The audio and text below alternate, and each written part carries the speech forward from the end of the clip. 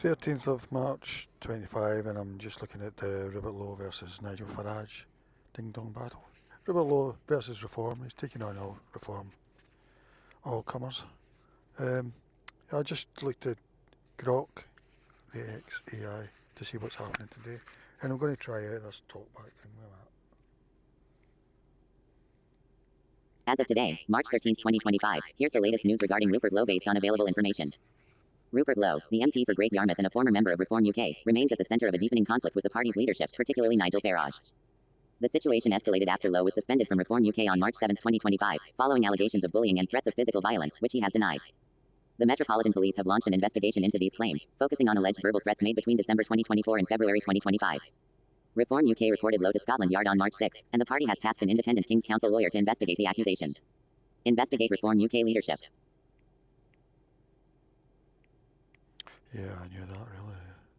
Nothing new there. Let's try it again.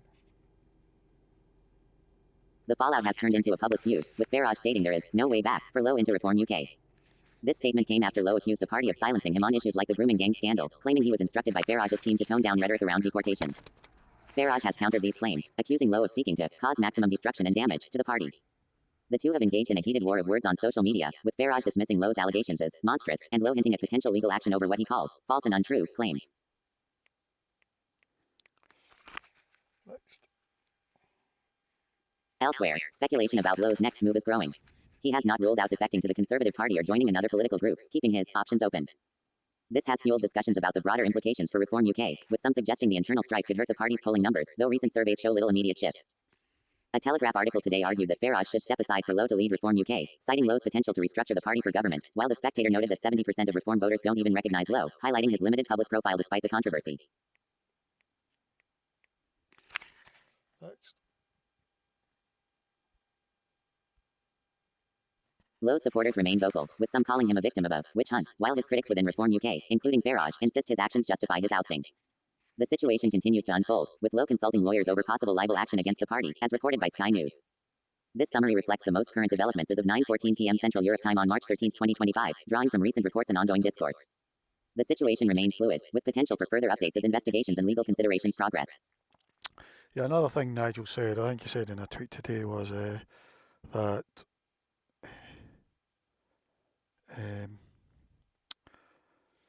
he didn't tell Rupert. Rupert had said that he told him not to say anything about mass deportations at some sort of speech in November or some December, I don't know. But Nigel said he didn't say that. He said he told him not. He was going to add remigration. They should be going for remigration or something. And Nigel said to take that out. He didn't disagree with the mass deportation thing, but Rupert said doesn't agree with him on that. But I think this is what it all comes down to, really. It all comes down to me, we need a party on immigration.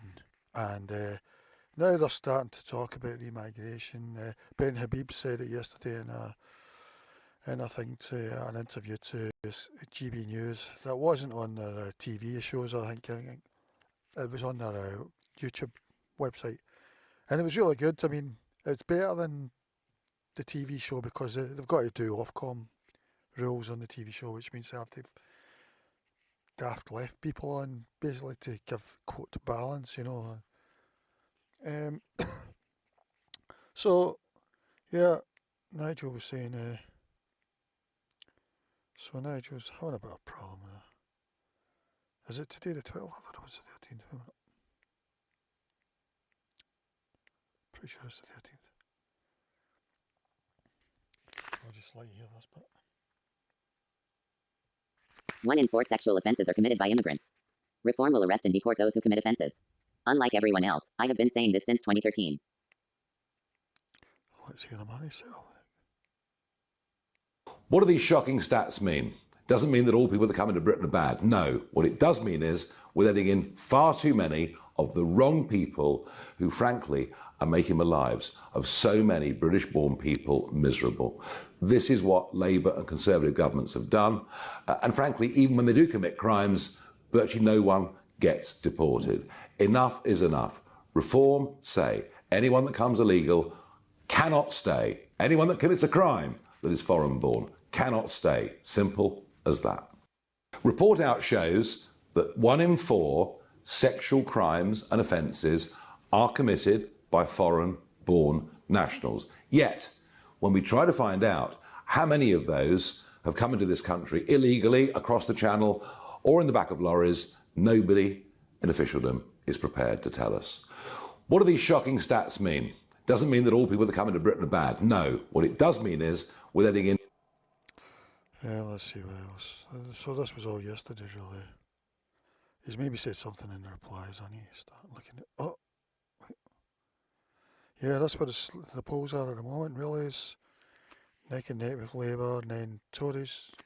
Sometimes are 20%, some 23s are their maximum. Really, I think maybe a bit more, but yeah, it's fantastic. I mean, you think of that. The Tories used to be the only party on the right, and now you've got Reform as well. So if you add those two up, that's 48. I mean, if Reform weren't there, perhaps the Tories would be at 48%. I doubt it very much, but that would be the first time that the right has been almost the majority for maybe since the 1950s, the early 1950s.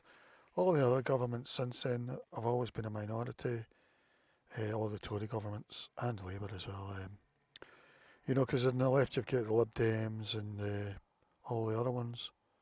So nobody's really realising that now at the moment. The right is nearly almost 50%, and I'd say it's to do with immigration solely. Because like I say, party harpers are no use. We need something like the Swiss electoral system where you can vote in referendums all the time, 4 times a year, or even petition ones. We need direct democracy, really. So, yeah, see if now you're saying it doesn't look. So what else have I got here? I've got, here he is. Rupert. Hello, Rupert. So I'm totally with Rupert on this. And people are saying it's a disaster for Reform and all that. For a start, we're 4.5 years away from an election, so to me it doesn't matter. And really, we don't have what we really want, which is an anti-immigration party, basically. We want it to come to a stop. Ben Habib and that are talking about remigration now, which I think, well, I'll leave it to the listeners what they think of that, but maybe it's worth listening to these sort of things, and maybe voting for a party like that. So I think this is where it all comes to. Basically, Reform are too soft on the issue, really. And we were prepared to put up with it because we need an Overton window shift, first of all. So we still need an Overton window shift on the issue. Really, we need to think immigration is a bad thing, really. Well, I think people who care about women's rights and LGBTQ plus rights, looking at the countries that people are coming from and how they treat women and LGBTQ, I think they should be a bit wary, about it, I mean, basically, I don't know if you're even allowed to say this yet. It seems obvious to me that the British native is going to become a minority and we're going to become a third world plus East European majority, really.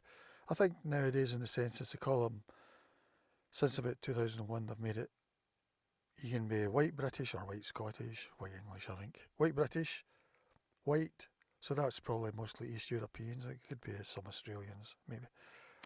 White and other, well, ethnic minority or whatever you want to. And in the Scottish referendum of 2022, I think it was 77% white Scottish, about 8% white, other white, and so 15% other. And we don't know how these others feel about did they consider moving to a Muslim country? Did they consider moving to a people of colour country, or did they rule them out? Yeah, but it just goes to show you, because people think that Scotland's avoided the change that's happened in London or whatever. We're not avoiding it at all. And that was 2022. We've had 2 or 3 Boris waves since then. So The other could be like 20% now in Scotland or something. I don't even know. I don't. But some people, you see some people in Parliament saying it's 4% or something. But that was 2011, I think it was. The census. So let's see what Rupert's saying anyway. So I think this is really all about. How who's prepared to be more sensible in immigration, and who's being too soft? And it looks like Reform are being too soft, really. So people are going with Rupert because Rupert's been doing tweets on this for. He's been doing tweets on immigration and multiculturalism for weeks. I mean, I did think he was out of control, like he was like the Tasmanian devil, basically on it. And I was thinking, I don't think Nigel and this probably agree with this stuff, but nobody said anything. But apparently Rupert's worth 35 million. I don't know how he made his money, but he's worth 35 million. So let's see what Rupert's saying. There is nothing controversial whatsoever about calling for the mass deportation of illegal migrants and foreign criminals. I make no apologies for saying so. Nobody can actually explain to me why it's an unreasonable view to take, considering that it's the position shared by.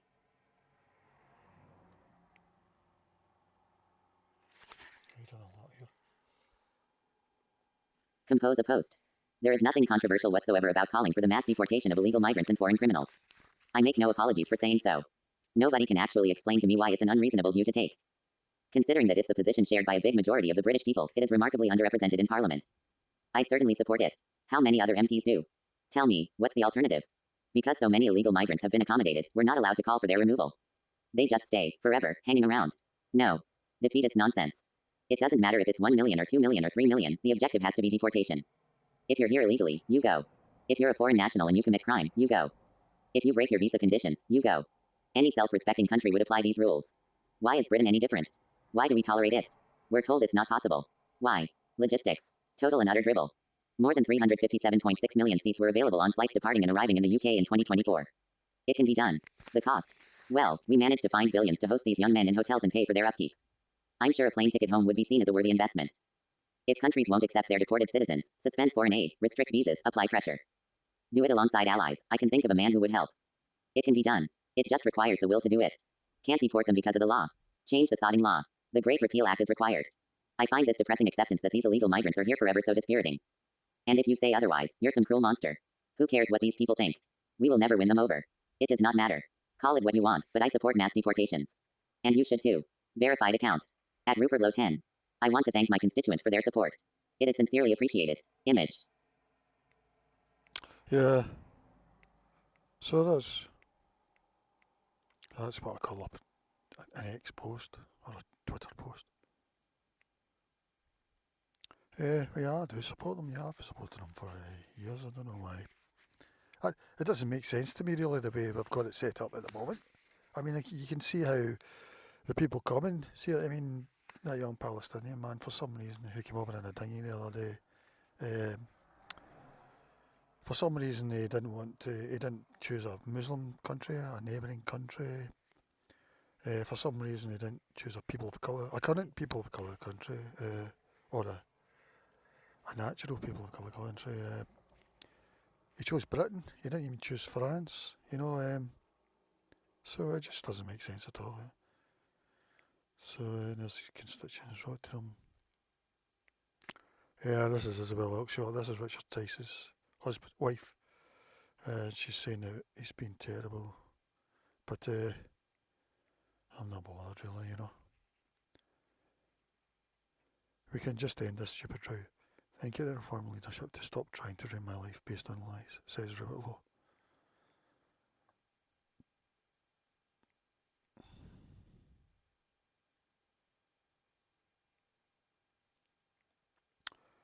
Yeah, but anyway, as I said, Rupert Lowe's been a fantastic parliamentarian because, like I say, Westminster's a part-time thing, probably even Nigel and that are part-timers, although they maybe probably do a bit more than Labour and all that. I mean, after Prime Minister's questions on Wednesday, a lot of them just go home, basically.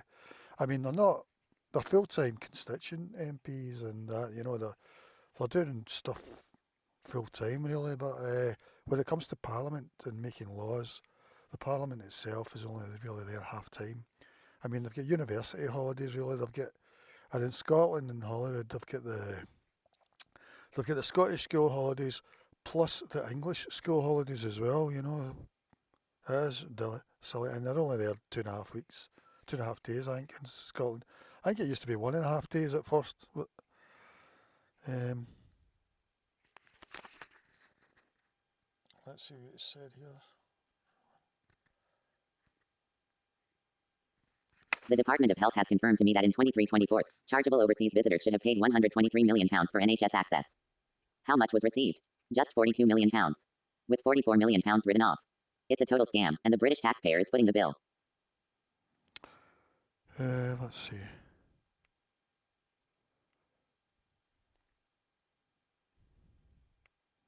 So yeah, it's all good. You done a letter. I can't do that in text.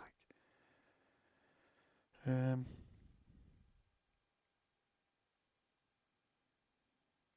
so he may be taking legal action against them. Reform. To me personally, it doesn't matter, you know, and I think it's quite good actually to have it all out in the open. Hopefully, they're going to.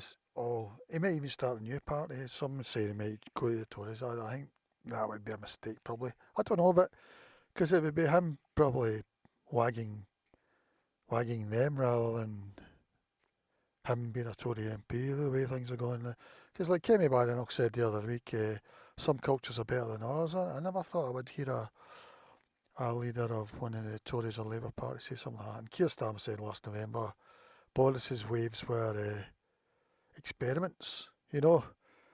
And then 3 months earlier, he was locking British natives up for doing tweets and things, you know, or shouting at police dogs or whatever. Um, so to me, it might be a blessing in disguise, you know. Either he might get something going with Ben Habib and that, you know, because I've heard Ben Habib the last few days and I think it's been excellent. I'm really I didn't think he was so good because he said remigration yesterday. He said we'll need to start paying people to remigrate. You know, I mean, when you talk about remigration, you're talking about people going to their ancestral homelands who they'll have the flag and probably visit a lot after they get British citizenship. You know, beautiful warm countries where everyone looks like them. We're not talking about putting them into prison. I mean, that may be how they react. That's up to them if that's how they feel about their homeland. You know, but. Yeah, Douglas Carville, he's went to America apparently, but he's been saying stuff like deportations and stuff as well. So I just had a little look at what he's saying, but he's talking about American stuff now. Um,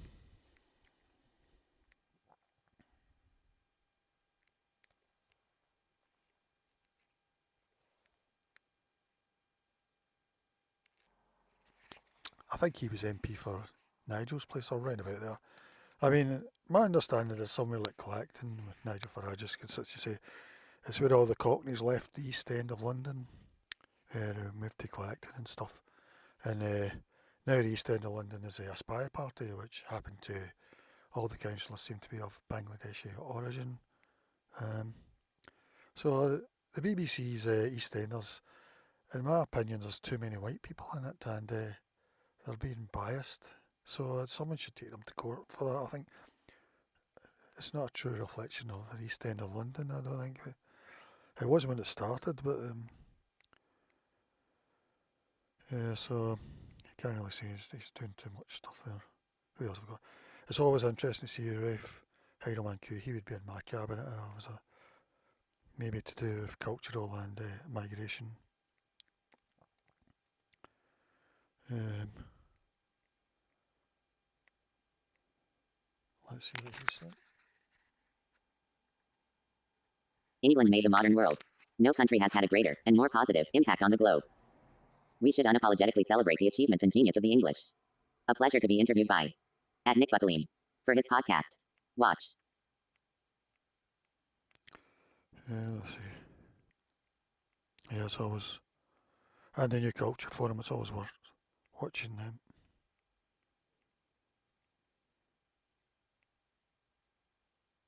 Let's see, yeah. The true stats are even worse than these shocking graphics suggest. They only include foreign nationals and exclude British citizens of foreign heritage, e.g., the kids of Somali, Eritrean migrants. If I had a bowl of Smarties and told you 5 were poisoned, would you take a handful? Of course not. So why are we continuing to accept immigration from the countries that top these damning lists?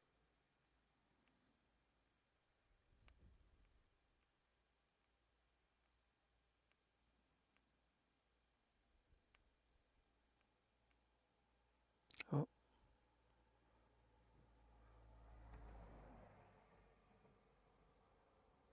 So he's saying, I just wondered if he thinks Trump's 25% tariff in Canada is unjustified. I just wondered, you know.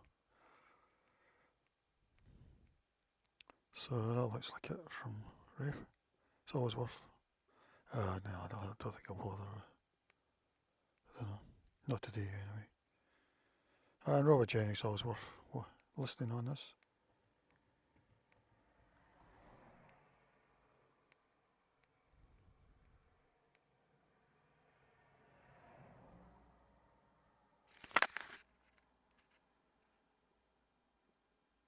Meet Lydia Mugam, a UN judge who forced a young woman into slavery and broke our immigration laws. And yet Starmer and his attorney general want critical decisions like the future of the Chagos Islands to be made by the likes of her rather than our own parliament. So there we go. Thursday, 13th of March. Lydia Mugambi forced a young woman to work as her maid and provide free childcare. And she's a success of the left in Britain, basically.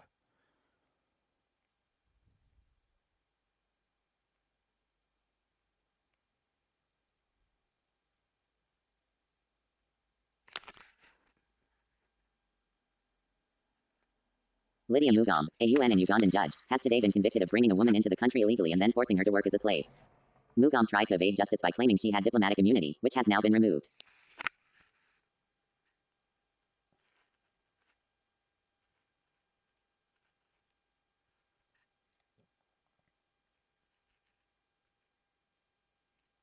This is two-tier justice.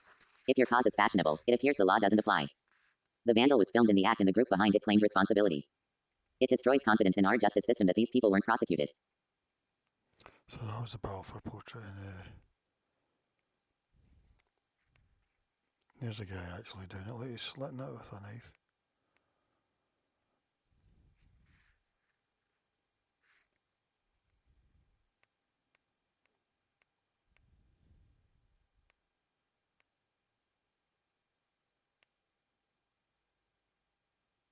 Has already conceded will be two-tier in its nature.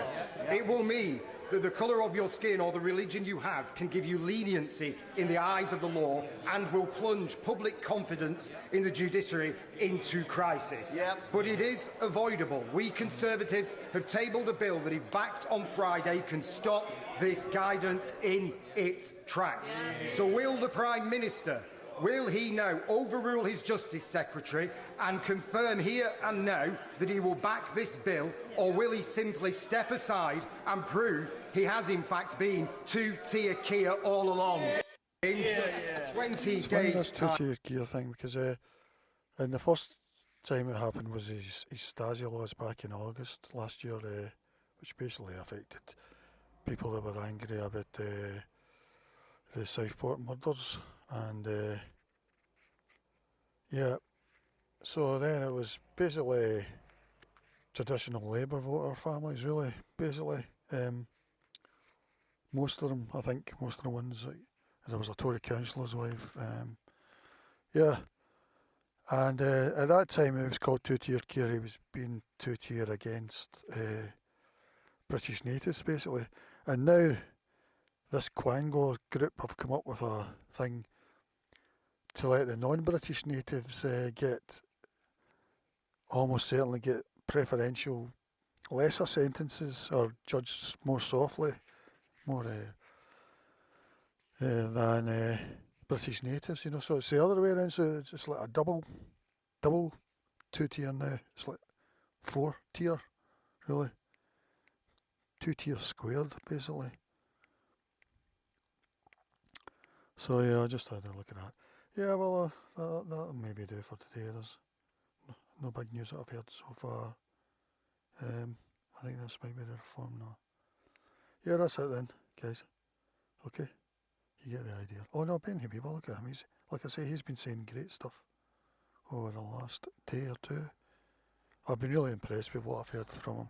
I mean, I always thought, yeah, he's on the right path and all that, but I didn't realise how much. I mean, he's with Rupert and that, you know. At first, I thought the things that Reform were saying were true about Rupert. That he's not been a team player, basically, which he hasn't, although I've been liking his tweets because he's going harder on immigration than Reform have. Um, so I sort of thought, oh, well, maybe there's truth in it. But Rupert's totally smashed their, what they said to pieces, really. Somebody said that this is the first time that social media, a person at the party have had it in for, has managed to turn it upside down, basically. Um, yeah, here's something that he pinned from 8 hours ago. We're told mass deportations are impossible. Funny how every other country manages. Weak leadership is the only thing stopping it. Deportation isn't radical, it's basic border control. If you enter a country illegally, you should be removed. Why is this controversial? And here's he said something else. Oh no, that's the same. Yeah, that's a really good interview done with Steve Eddington, I think his name was, from on GB News YouTube channel.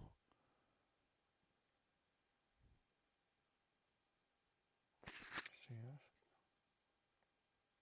The rate of demographic change in the UK is so rapid that it is destroying the country.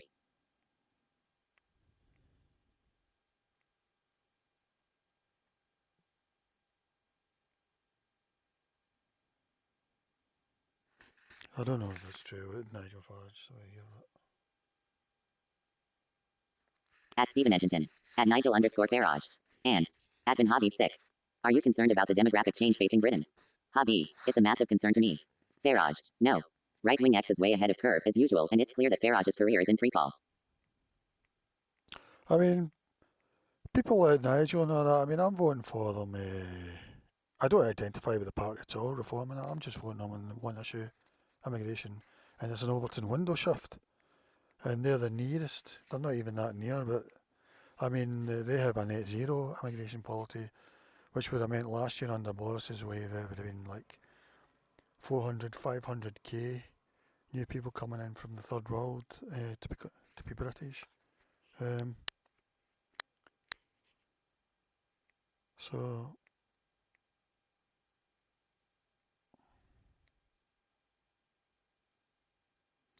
Connor Tomlinson's always worth listening to. When asked the same question, are you concerned about rapid demographic change in Britain, as Nigel Farage was by? At Stephen Edginton.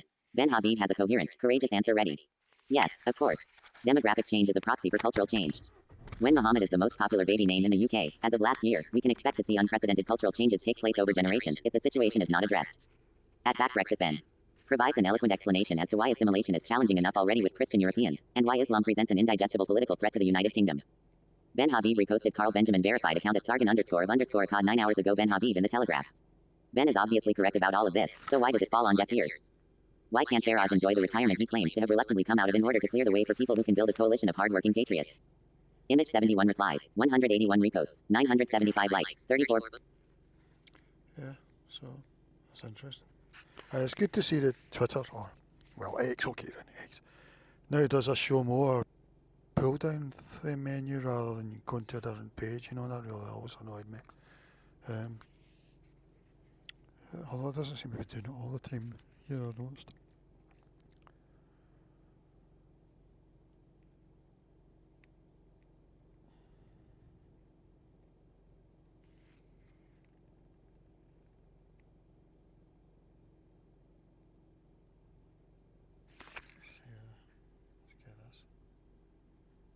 At Tisserachard. At Lee Anderson M underscore. At James Reform. Have also been sidelined by. At Nigel_Farage. It is. At Zaya Yusufuk. That Farage has elevated. Yusuf should have been sacked, but he calls the shots. For the sake of the country and their own consciences, they should declare in favor of. Rupert Lowe. But I just found out, I think yesterday, that Zia Yusuf is actually Scottish. He was born in Scotland. I wonder if he feels any identity towards Scotland now. Apparently, his parents were a doctor and, I don't know, something to do with the NHS, and I wonder if it was, I think he was born in Bells Hill. I don't know, he was maybe round about from that North Lanarkshire, and maybe it was the Scottish No, I wouldn't mean the Scottish then. Alright, mate. Well, I wasn't the Holyrood back then, but apparently they come over in the mid-80s. Maybe Scotland NHS was looking for, even though at that time it was part of the British NHS, at that time we're probably, maybe that's how they got over. We don't know why they didn't want to live in Sri Lanka or a Muslim country or a people of colour country. We don't know if they considered any of them at any point. But anyway, they ended up in Scotland. He was born at Bellshill, London, or whatever. But they moved to south east England. I don't know when he was like 10 or 11, because he went to secondary school anyway, grammar school or whatever, a public school. Then he worked for I think he done at uni. He done international relations or something. Then he worked in the city for blah blah. Then he came up with that Velocity Black thing with Alex McDonald. I don't know. But I wonder if he feels any connection to Scotland, or even his parents. It would be interesting, And by that I don't mean that I don't want him to not have a connection or whatever. What I mean is maybe Scotland, or no, I don't really feel any Scottish or whatever, It's just one of these things, Same as some might come to get in the West, say Britain, and then move to America. Did they then not feel any part of Britain at all, But I mean, like, I think Hamza Yousaf's parent came from Mauritius and thingy. Did they feel any connection to their, I don't know, Kenya or whatever? If not, why not?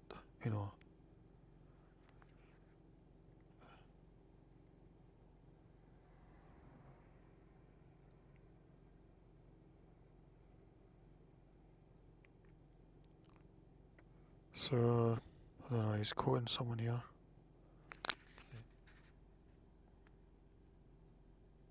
Reform 2025 Limited, with Nigel Farage and Mohammed Ziauddin Yousaf, not Richard Tice, as its only two directors, appears to have no corporate constitution filed and published. Therefore, Reform's so-called constitution can't be worth the paper written on. te.company-information.service.gov.uk/company/162607. See the interesting, but that Velocity Black thing, he sold it to Capital One. Whether it was of any real value, I don't know. From what I saw, it never made a profit. It was going like 8-9 years. But they say these things sort of reinvest all the time. I don't know. It had like 30 million revenue one year, but revenue isn't profit, and they sold it to Capital One. Quite often these big companies buy stuff and then they just let it wither on the vine, Sometimes they buy what they see as competition or whatever, I don't know. But so I don't know if it's of any real value really, but he made like 129 million himself pounds from the sale, and then he's bought his way to become the chairman of Reform, really, from what I've seen. Apart from that, he doesn't have any political thing with it, I don't know, but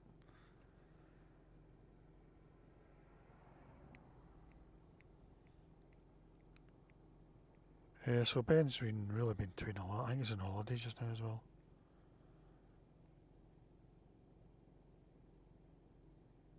So he's wrote for the Telegraph, but that's a paywall place, so that's no use to us.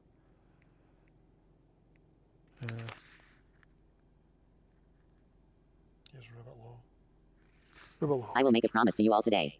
I will hold this inquiry into the Pakistani rape gangs. I will source the funding. I will make it happen. Plans are now already underway. Reform and Farage failed to do so. I will not. And when I make a promise, I keep it. I'm wondering if Elon Musk will fund them, because Elon already said about 3 or 4 months ago Rupert Law should be the leader of Reform, so yeah. Ben, good luck to his thing, he was hacked. Oh well. Alright, that's all for just now. Okay, just keep an eye on it.